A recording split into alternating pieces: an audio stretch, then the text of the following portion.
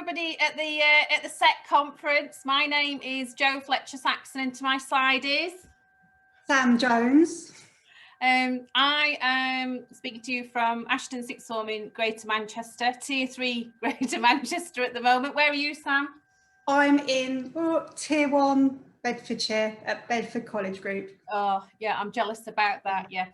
Okay, so what we're going to, this is not a kind of not a keynote, if you see what I mean. So it's not there'll be no PowerPoints here, is what we're saying. Yeah. No PowerPoints. What we are going to be talking through is a bit about our reflections on what the FE research landscape looks like at the moment and some things that are coming up imminently. Is that right, Sam? Correct me if I'm wrong. Yeah. Yeah. I think that's we're having a dialogue, which is something you and I do quite well, I think. Right. Okay.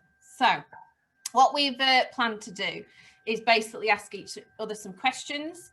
You're listening in. We'll see how it goes. Who knows where this might go? But at the end of it, there will be a bit of. We'll be joining you live at the conference, so you can clarify anything that we really didn't make sense about. So I'm ready to start. Are you ready, Sam? You ready? I am ready. Okay.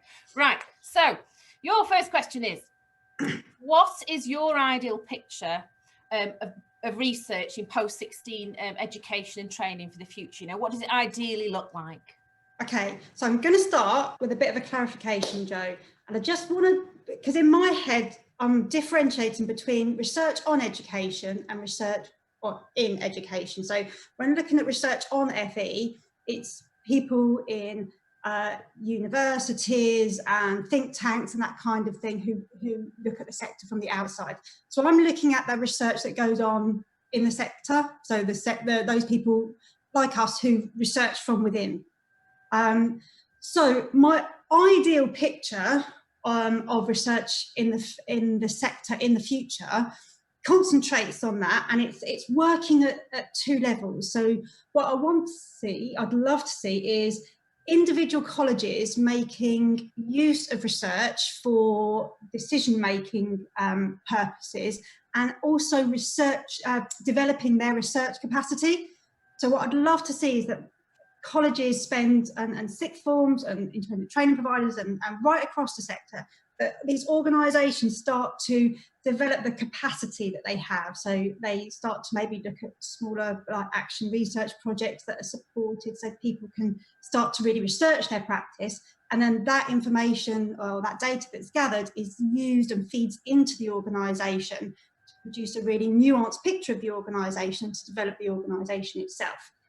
So inside the colleges, that's what I'd really like to see. Now, outside the colleges, I suppose that there is some, as you know, some forward movement on what I'd really like to see outside. So what I'd really like to see outside are colleges coming to work together to do something similar, but at a sort of a sectoral level, a sector level. So what I'd really like, what we are starting to see is there's a group of 10 colleges at the moment that have come together to start to develop something similar. So to start to develop the practice within their colleges, but also look at development of practice right across the sector. I think it's probably looking much wider than the traditional forms of research. So it's looking at research right across an organisation, not just the sort of teaching research that we do, but it could have student services, it could have finance departments, all these kind of people, different people, professional support areas, understanding how their practice looks within FE as well. So the idea is that these 10 colleges will work together to come up with protocols and procedures to guide the sector. But also start to work together on projects that give a picture of what's going on at the sector as a whole. So it's kind of feeding up that information from within, and again with the purpose of it being useful within the sector. So I really like that. There's a piece of work written by Peter Schucke for Prism, and he talks about research on and in FE, and he describes research on FE as a sort of spotlight, a searchlight coming down from above. So it doesn't get in all the nooks and crannies. It can't necessarily see all the shades of grey, because it has to be quite a strong light in order to be able to see in. He also then goes on to describe the kind of research that we do as a lantern, because you can take it into all of these corners. So the idea is that we start to provide the sort of lantern as well as the more light, more spotlight knowledge, and we start to feed that up into the sector so the sector can better understand itself. Yeah. Okay, so a few things to pick up on there. So you mentioned a group of 10 colleges. I don't know whether you're going to be saying the name of that group yet, but that might come out later in the year. But it's 3 sixth forms, isn't it, and 7 general FE colleges. Yeah. I think it's important to say that there's a mix of a couple of different types, not as diverse as perhaps we eventually will be. You also mentioned there about small scale projects, and that's often the starting point, isn't it, for individuals and organisations, is to start with those small scale, often practice focused projects, really. Yeah. So how useful are those then? That's my next question. Yeah. Well, I'm a real fan of the idea that small is beautiful. I think although there obviously is a value for the larger pieces of work, I think there is an argument that you can start building an evidence base, because we're in a really diverse sector. As you say, you just stop there to say the sixth form and FE colleges that are involved in this group of 10. But actually, we would like independent training providers, PRUs, adult ed, the whole gamut that you see within the FE sector to be part of it. And one of the things I think is all of those contexts are slightly different. There'll be things that link us, but there are differences, and this is one of the problems with FE, isn't it? We're beset by differences.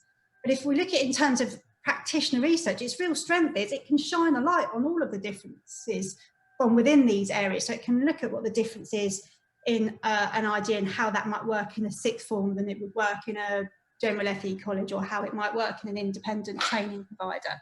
So I like the idea of small being beautiful, because I think we are, although we're a big sector, we're made up of lots of small little, So I think building up that and mapping, as David Powell would say, that overall picture is really, really important, because you can start to build a case-based picture of what's going on in the sector, which I think is missing at the moment. We develop law through cases, common law develops through cases, small cases, and you build and build and build and build how you know and how you understand practice to be. And I think there is an argument that sort of model would suit the FE sector really well. So I think that's great. I think it allows us also to look at more nuanced practice.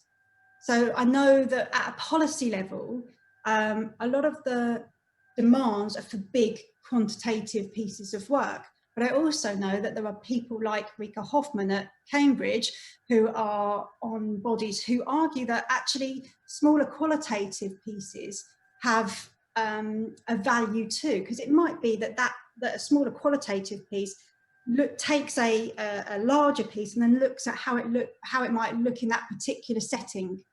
It helps you to understand and give some colour and context to that larger piece of work. So yeah, I think although we do have this thing that big is best, I think that small can be beautiful, Jo. Okay. So if colleges are looking at developing their capacity for practitioner research, what steps should they be taking? I think the first thing that any college should do is to look to find its own great people and its own stars. I think we've got a real habit of bringing in somebody or looking wider. And the one thing at Bedford College Group, about 6 or more years ago, maybe now, we set up our Bedford College Research Network.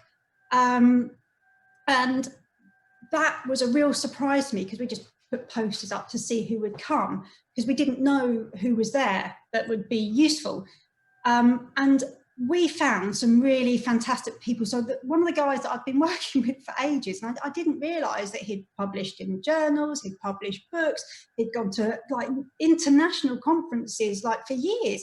I had no idea. But so you've got to go out and you've got to find these people, and you've got to find your own stars to start building up your to build up your capacity. If you haven't, then start developing them.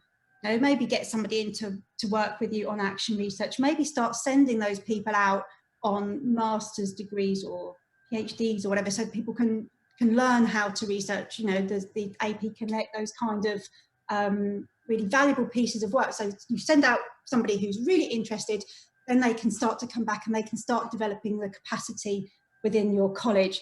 But I think the important first steps are to look for your people that you already have, and I bet most organisations do, and then start facilitating those people to develop the capacity within your organisation.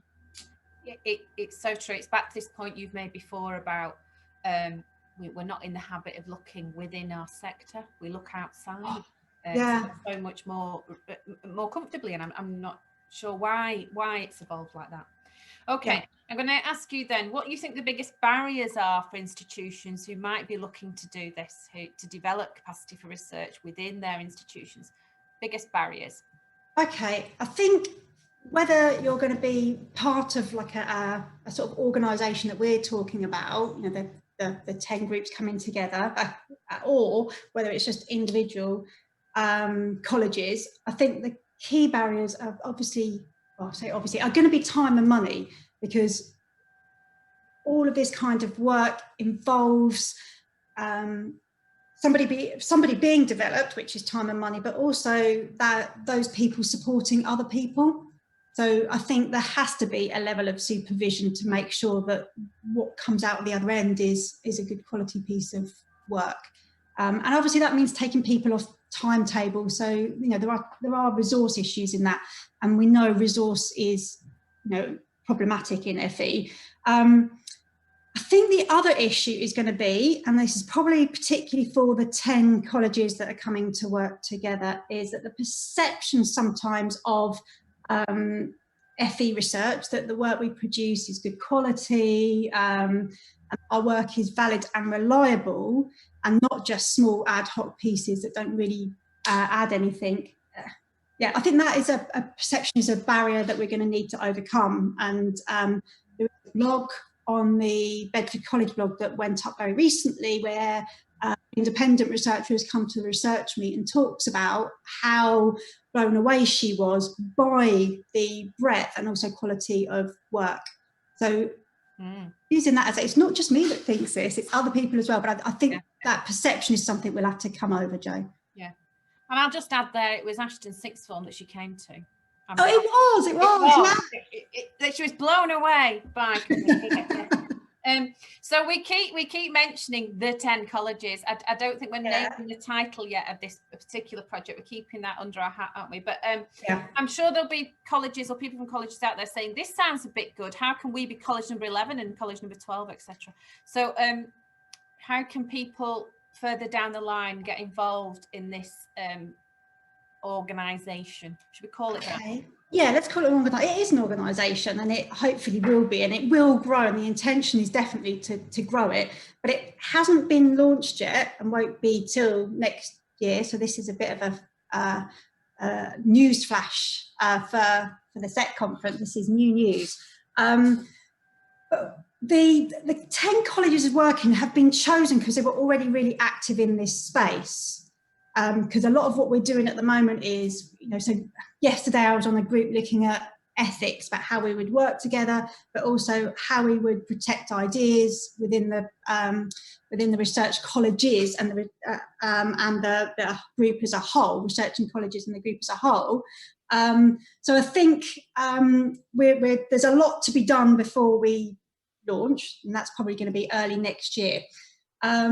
But I think there will still be that development of capacity at the start of next year. So we won't, I think when it does launch, it won't be able to accept lots of new people. straight away. I think it will as it grows and develops. But I think probably if people want to get involved, then the best idea is to start developing capacity within colleges. Or to start to talk, because one of the things that the organisation will do is, one of the things we've been discussing is taking individual members who work within colleges, so they might be quite research active, but their college might not be, so we can support that person in trying to make that change within the college, so that college can eventually come in. So we do want people to get involved, and at the moment it's all about building that capacity. We want to be part of building that capacity. But it's just a bit, there's so much going on at the moment. Okay. It's about getting our ducks in a row a little bit more once we've done that. The way of saying that is start building before you get the badge.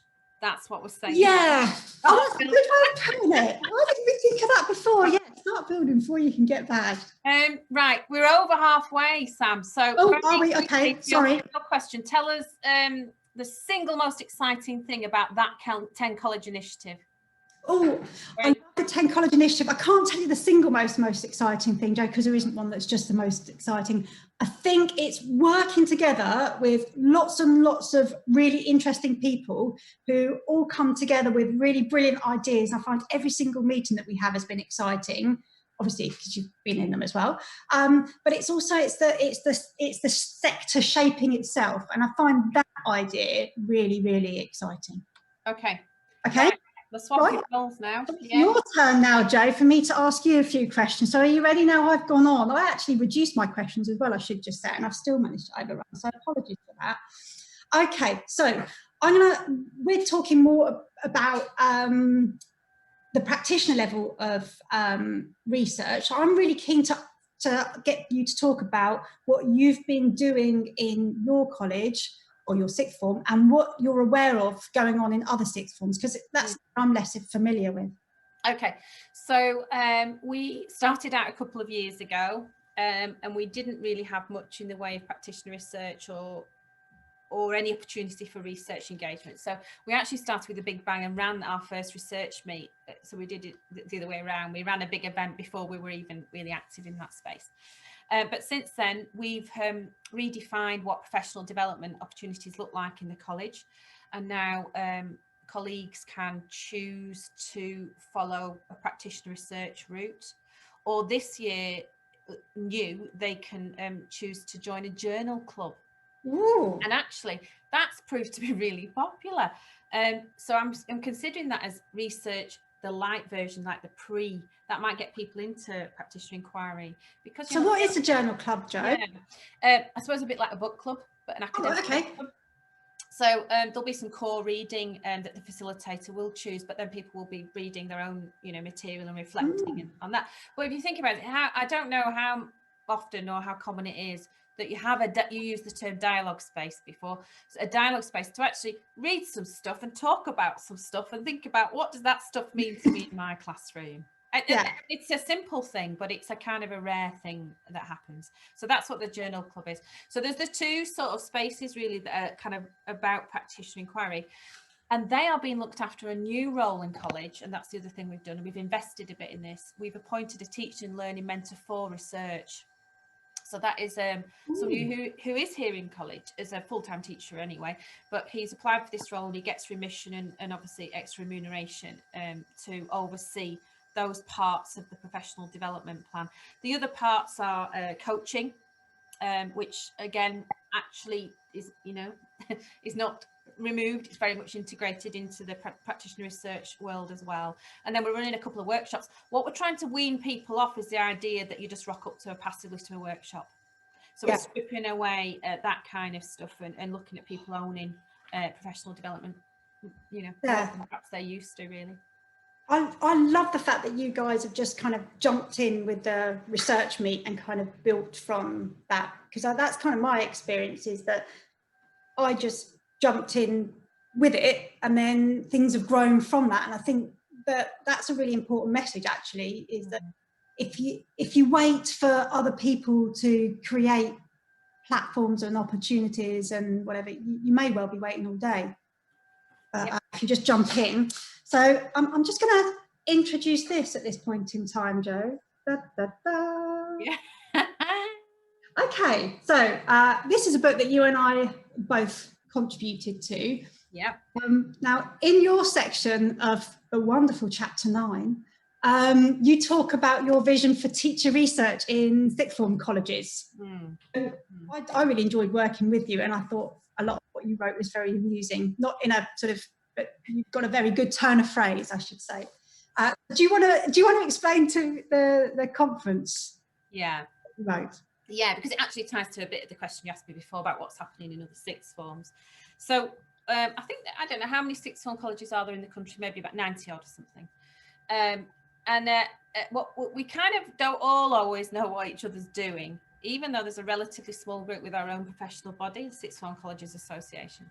We do on lots of things, but I've stumbled upon by accident other sixth form colleges with practitioner research activity, who now actually we've brought into this 10 college activity as well. But my vision is that I'll find out more people are doing it and join us up, really. So I think in my bit in the book, I talk about us being like archipelagos. Yeah. We're all spaced out. Can't necessarily see each other at the moment. So my vision is that we absolutely can. We'll shine a light that you talked about before, and we'll be able to join up, whether that's, you know, metaphorical bridges, joining us to be able to see each other, to support each other, to really, you know, grow within our sector, really.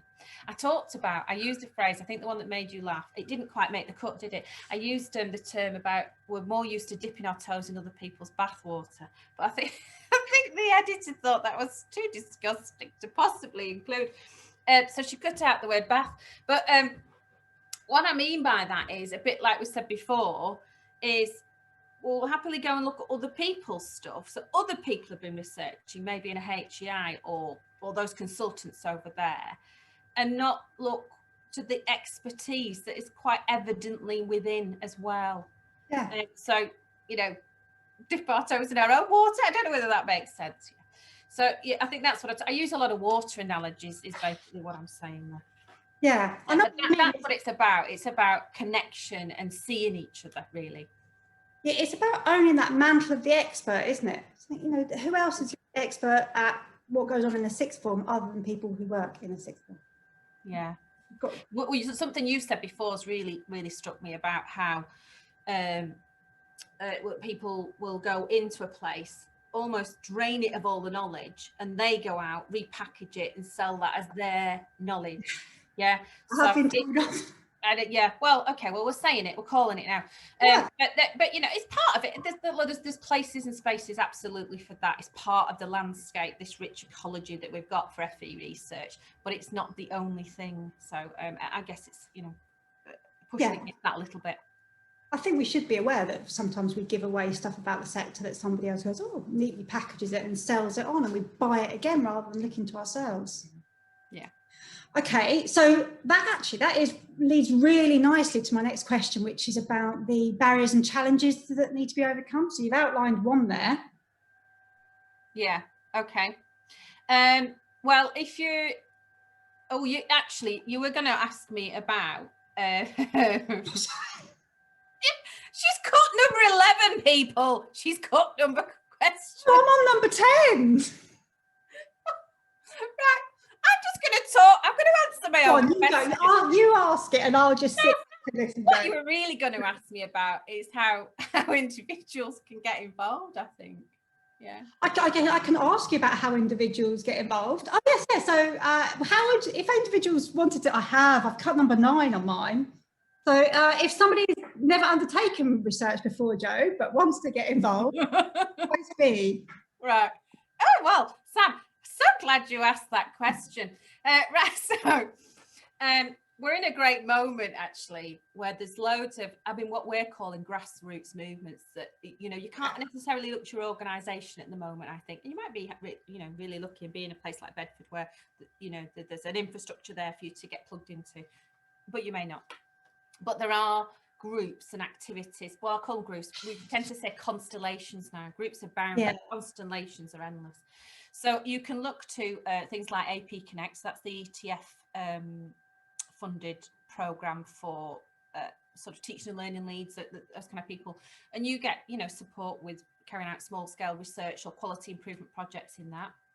You can look to Sunset, again, that's the Sunderland Centre for Education and Teacher Training, I think they're called, but they are commissioned or funded by the ETF to work with a raft of practitioner researchers, so at different levels. So that's definitely, and that annually you can apply for that. That's great to look at.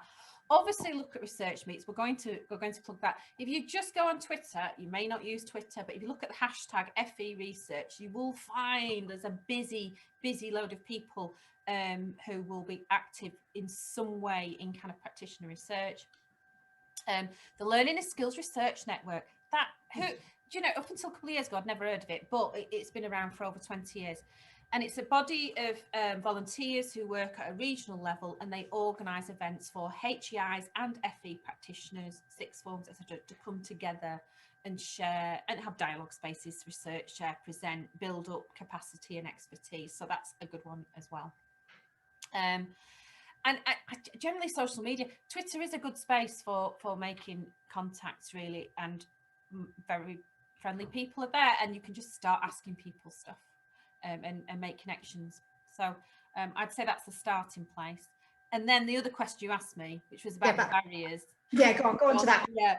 So, and I think there's kind of two kinds, really. There's the institutional, for sure, in that you may not happily have that infrastructure. Okay, that might not be the case. But then I think the barrier then becomes individual, because you think, well, then I can't do it. Well, who says you can't do it?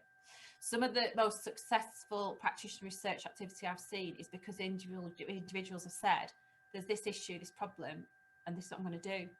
So it can be driven by individuals. Jen Linsell, who's a practitioner researcher at sixth form in Birmingham, she uses a little phrase in her research about, you know, it only takes one practitioner to kind of change the world, I think. And she's right. I think people can get hooked on the idea they need permission, and you don't always need permission. I mean, you know, some things you will, but maybe some things you won't necessarily need permission for. So I suppose be a bit activist and, you know, maybe pursue, build your own network there. So talk about not asking for permission and being activist. So that's how Research Meet came around, was just not asking for permission and just getting on with it. You ran your first Research Meet a good couple of years ago now. Really recently, you've worked with David Powell and Kerry Scattergood on the FE Virtual Research Meet. Yeah. So what kind of impact do you think movements like this have had on the FE landscape, Jane? And interesting, I've asked this of lots of other people as well. Right, I think it's kind of made it really exciting. I think that's one thing. People have kind of found each other, made new friends, really. So it's made it a really exciting place to be. I think it's kind of changing the very definition of what professional development is and what it should look like. When we ran our a Research Meet only last year, you know, in pre-pandemic time, when we could all meet up and have sandwiches together. So about 80 people came to that. And one of the presenters who was coming to present his Sunset research, you know, asked his institution, I think, to support his train ticket, I think. And at first he was told, no, that's not proper professional development. And I think that was really revealing. Now, he was allowed to come. But I think that there were perceptions in that person's head, whoever it was, HR, whatever, say, you know, what professional development is and what it isn't. And I think this landscape of opportunities changed that very notion, that it doesn't have to be being spoon-fed things in a workshop or paying £500 for you to sit in a room in London or, you know, whatever. So that's the biggest thing for me. Okay, so the other thing that you've been really active on is the FE podcast with Alistair Smith from Lincoln College. So what kind of thing have you been learning and sharing through those podcasts for people who sinfully haven't accessed them? Yeah, so it's the FE Research Podcast. Get it right. Sorry. So again, you can look at the hashtag for that, and it's available on all good platforms.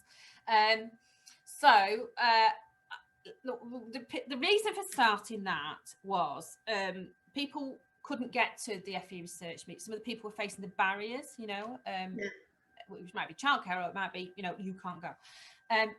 So, and then if you do come to a research meet, which is a fantastic experience, you'll only get to go to 1 or 2 workshops. So the purpose of the podcast was to give more people, if they like a podcast, access to some of the speakers and thinkers that you know are active in this space. So it's about dissemination for me, and that has been absolutely fantastic. So we might get 100 listens to, you know, an episode of the podcast, and then we've started to hear anecdotally of the impacts of that. So I heard from somebody who runs the CFEM project, that's Centre for Excellence in Maths, and she'd heard a maths podcast, and that person had been doing some work with the art department, so she was doing the same. So it's ripple effect. It is. Yeah. Okay, I think we're running out of time. We are. So, come on. Your last question. So we said we would finish on a quote or a reference that you feel encapsulates where we are on the theme of FE research. So yeah. Go first. So I've picked Doug Lemov, and I'm hoping I'm saying his name correctly, and many apologies if I'm not doing, but I hope I am. And it's really simple. It says, teaching, it turns out, is a team sport where teachers make each other better fastest by building culture and sharing insights. And that to me is exactly what lots of us are up to. That's what we're trying to do here. Yeah. What's yours then, Sam? Mine comes from a student that I've had this year just kicked off action research with them. And she described action research as a gentle form of radicalization. And I love that idea, that it's turned things on its head and made her feel empowered to change. Still sad that that's seen as radical. I love that element of it. It's mine. Okay. Right, that's it. That's the end of our time. And we'll be joining people now for a few quick Q&A, I think, sessions. Okay, then. Something like that. Thanks very much, Jo. Bye.